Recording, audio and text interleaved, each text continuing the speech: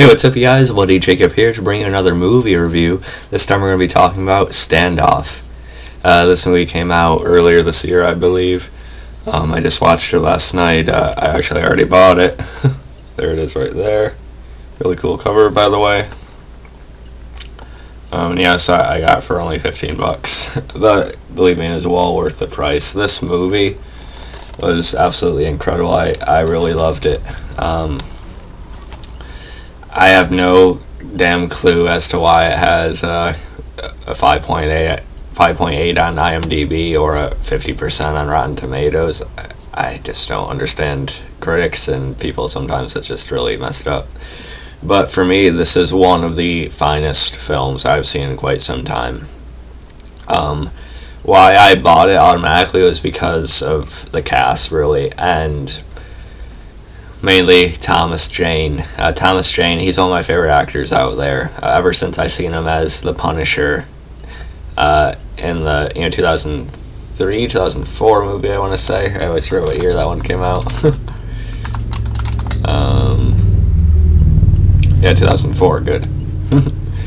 But anyway, Thomas Jane has always been my favorite Punisher. As good as John Bernthal was in Daredevil, Thomas Jane's still my favorite.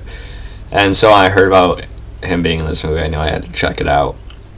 And then you also have Laurence Fishburne in this one as well, and he's a pretty reputable actor. And the premise, it's really simple. I'll even read the premise to you off of IMDb. Carter, Thomas Jane, a troubled veteran, gets a chance at redemption by protecting a 12-year-old girl from an assassin, Laurence Fishburne, after she witnesses a murder. Holding a shotgun from a single shell, he engages in physical and psychological warfare and a desperate fight for the girl's life. And the entire movie takes place in just the one house, Carter's house, Thomas Jane. And, you'd think that'd get boring, but it really doesn't. It takes place in this one house, yet at the same time, so much is done with it, They really, really exceed and excel with that setup there.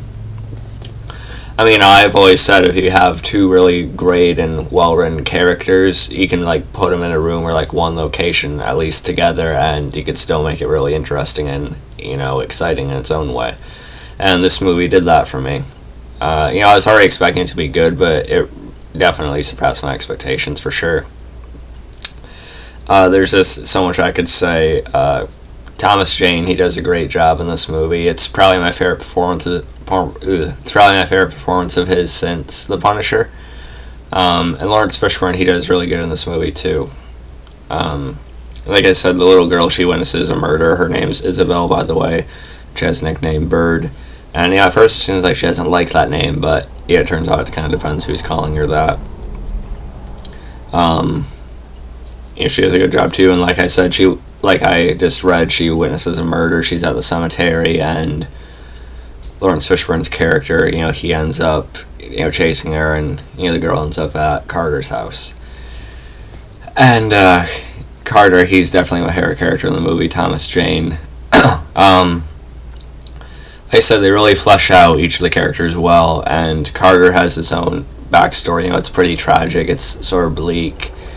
Not only is he a war veteran, so he's seen, plenty of stuff had to go along with that, but, he had a son and a wife, and when we see the house, the way they reveal this to us, we can kind of sort of figure what happened, but the way they build up to actually, them talking about it, we see flashes of just him and his wife, sitting around outside watching their son playing in the big field in front of the house, and when we see Carter in present day, we see the house, it's basically empty, a lot of boxes are packed up, and it was just him, just with a shotgun and stuff like that. And really, he was probably about to kill himself here, because he was also writing a letter to his wife. And he just carries an extreme amount of guilt and regret with him. Because apparently he actually fell asleep when he was sitting in the chair, and his son actually, tripped and, hit his head on this big rock type thing, and, basically died from that, bled out, with his skull probably cracked open or something like that. He just really brutal, very sad. And another thing about it was that before he had fallen asleep, his wife had told him that he needed to pick up some of the stuff in the field there, or that, he said he was going to, but he hadn't gotten to it yet. So that probably places even more on him. And eventually, apparently, his wife left him because she couldn't look at him or be in the house without thinking of their son. And Carter was writing a letter, sort of just self-loathing, just apologizing for his, for that inaction, for that occurrence, and just really just speaking very lowly of himself, and he's just in a very broken place. And so when Bird or Isabelle comes into his life, I feel like it actually gave him this newfound final purpose that he could have in his life. And the bond between Carter and Bird in this movie, it's the heart of it for sure. The actress who plays Bird does a really good job too. Ella Ballentine, she is a great little actress, and I hope she has a good future ahead of her. She does well in this. She plays the fear and all of that really well, and like I said, the bond between her and Carter that grows, it's really something. Carter sort of becomes like a second father to her, and for her, and for him to her, it's like, she's this, like I said, this final purpose, this final possible chance at redemption, like the description says. And so maybe he can sort of save her and sort of like settle things if he's able to do that in some sense anyway. He'll never make up for what happened previously, but it'll be something anyway. And Laurence Fishburne's character, his name in the movie is Sade, and like I said, he's an assassin. He comes off very, basic at first, but as the movie goes along, he gets more and more interesting as well. Laurence Fishburne does do a good job. I will say that once in a while his acting comes across a little bit too over the top, I think. But at the same time, I did appreciate the energy he put into moments of the character like that. And like I said, psychologically, he does become more and more interesting as he goes along. And with the psychological warfare, the back and forth between him and Carter, the dialogue, it's all really well written, and both Jane and Fishburne, go back and forth really well with each other. And most of the time, they're not even looking at each other. They're sort of like acting on their own and hearing what the other's saying, and it's just really well done and interesting the way they do it. Basically, Fishburne's a killer for hire, and he talks about his employer, and as the day goes on, it gets closer and closer to night. Of course, Thomas Jane wanted to get the girl. Well, I should call him Carter. Carter wanted to get the girl out of there before nightfall because, he had this generator that was going on, filled it up for days or whatever, and so all the electricity and the lights were going to go out. And, of course, it won't be any easier to defend the girl when the lights are out and there's an assassin downstairs, right? But, they're both kind of just even with each other. Thomas Jane's character Carter's at the top of the stairs, and of course, Sade, he's very quick and very accurate with his shot as well. And like I said, the back and forth is really good, the banter and stuff. And as Sade sort of like picks away at Carter too, he's sort of going through the boxes downstairs. He sees that Carter's a decorated military man, soldier boy as he calls him. Turns out he was like a sergeant or something like that, maybe. And then he also eventually figures out the whole setup of what he's going to do with, possibly killing himself, and he finds the letter he wrote to his wife and stuff, so he really starts cutting to the core of Carter like that.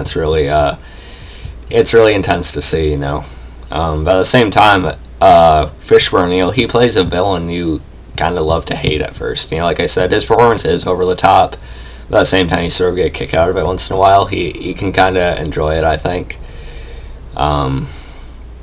And even when he's saying all this vile stuff and just getting into it, you still kind of like him in a very strange way, And there's more depth added to him later, He sort of starts talking about himself a little bit. He talks about how he has a daughter and a wife himself, and how, supposedly this is the thing he has to keep doing to help them.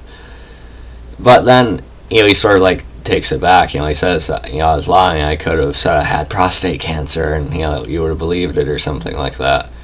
And you think, okay, this jackass is probably making stuff up, but then there's something at the end that sort of makes you think about it again. And you never know for sure if Sade was actually lying about everything or not, or whether there were bits of truth in what he actually said about himself. But with his last action or inaction in the movie, you sort of think that maybe there was more going on with his life. But we'll talk more about that in a few minutes. One of the most powerful moments in the movie for me, though, like I said, the relationship between Carter and Isabelle, or Bird, is definitely the heart of it. And one of the best moments is when they're emotionally connecting. Bird sort of finds out more about what happened to his son, and again, great acting from Thomas Jane portraying all of that. The moment when Bird hugs him, it's just really, you feel it, it's really satisfying and emotionally striking, I thought. And there's also this, young officer in the way, this cop that ends up hearing the shot and, sort of going off to the house, but of course, Sade, is able to subdue him, and he ends up killing him and, pushing him in front of the stairs that Carter's got, looking down. And, the cop in the movie, he was okay. He served the purpose for more of the psychological stuff that they were going with against each other. And the final part of the movie is definitely really intense. This movie isn't like a heavy action movie. There's not like shootouts left and right. There's not like big explosions. But the action that is in this movie, it is very intense when it does happen, and it does serve a purpose.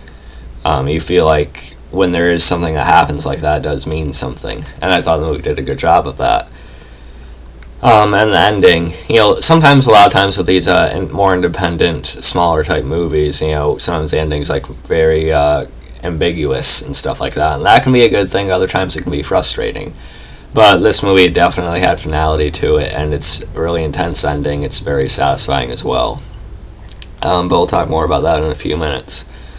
Something else I wanted to touch on is sort of the cinematography in this movie, the camera work and stuff. It was all really nice. Like I said, this takes place in one house, but the way they shoot the scenery and stuff, it looks really nice. And just the word going back and forth between the two characters and the stuff like that, it all works really well, I thought. There's just so much to say about this movie. I'll probably talk about the ending before I forget part of it or something, but I really couldn't. But still, I just want to talk about the ending because it was pretty damn awesome. Sade ends up finding Carter's cell phone down there, and it's also interesting to see him Carter trying to lie about the amount of shells he had left, and how he had a phone, his cell phone with him, but he actually didn't have it with him, and just lived back and forth with that. Again, it was pretty cool. But the ending, Sade actually gets a hold of the cell phone, and he calls Carter's wife, or sort of separated ex-wife kind of now, calling her as a friend to Carter, saying how he's really worried about him, how he's feeling like this and that she should come over to talk to him. That he's drinking and stuff like that, which, in a way wasn't fully a lie either. And so she shows up, and of course, Sade ends up holding her at gunpoint. So this really places Carter in a huge moral dilemma here, because Sade was trying to make a deal with him earlier, saying, send the little girl down, and, I'll be on my way, I'll put a bullet in her, and, I'll leave you alone, and that'll be the end of it. Because the girl had seen his face, she had taken pictures of him at the cemetery where the movie started, where she first seen the murder. And for a while, Carter didn't see Sade's face either, so he could have been spared if Sade had wanted it. And same thing as with his wife, he had worn this black thing over his head, so not everyone would see him initially. But once it reaches to the point of where the wife gets there, Sade just doesn't care. He wants to kill Carter. They've just really gotten to each other. I talked a lot about how Sade got to Carter psychologically. But you could tell some of the insults and the way Carter would talk back to him. Sometimes it would really frustrate Sade, whether he'd admit it or not. I could just tell by the way he would talk and how frustrated he would get.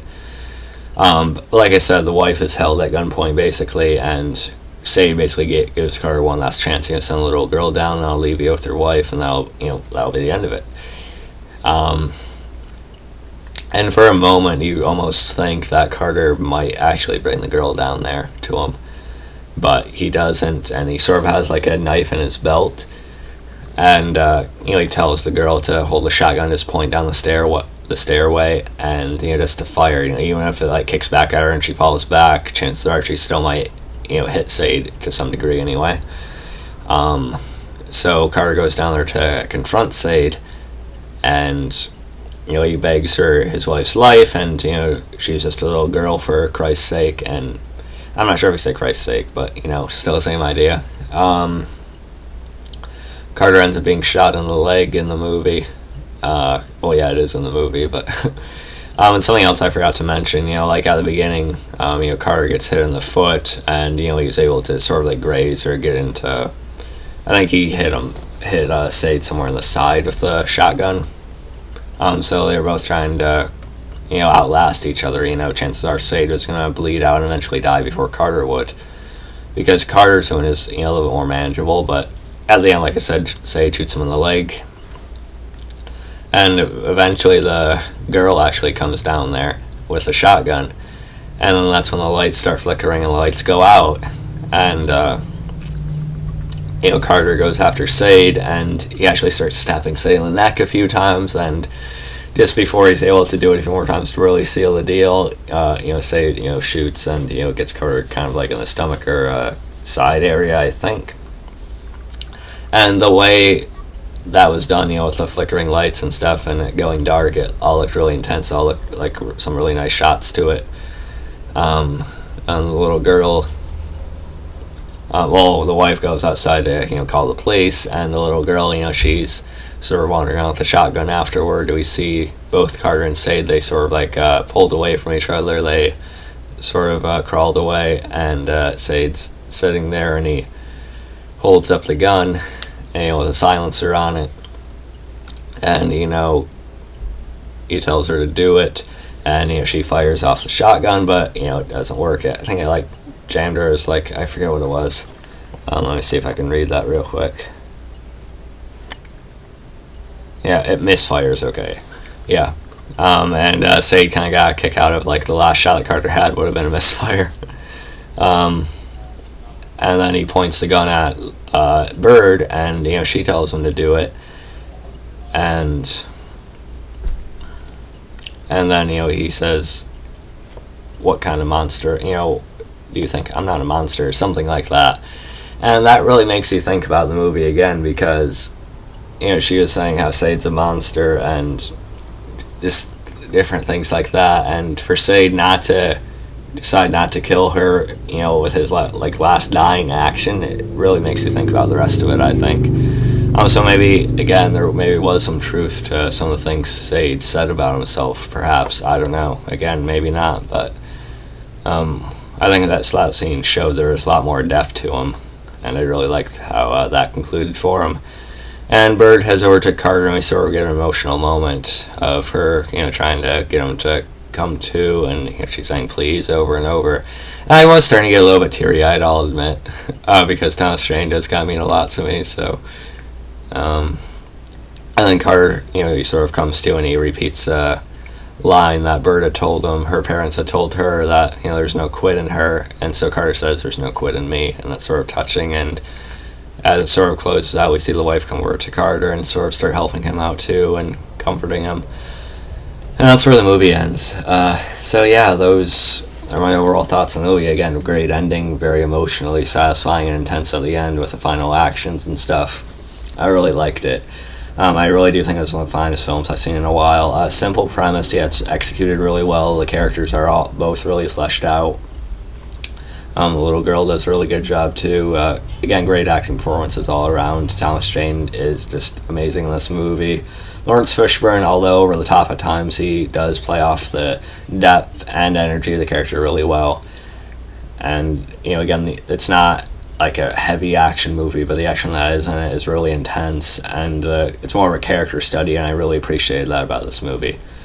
So yeah, I hope you guys enjoyed the video review. If you get a chance to check out this movie, I highly recommend it. So, yeah, you can follow me on Facebook, Twitter, and look around swallowdud.com. Catch you guys next time, and peace. Just one of my favorite movies I've seen in a long time. It's something, guys.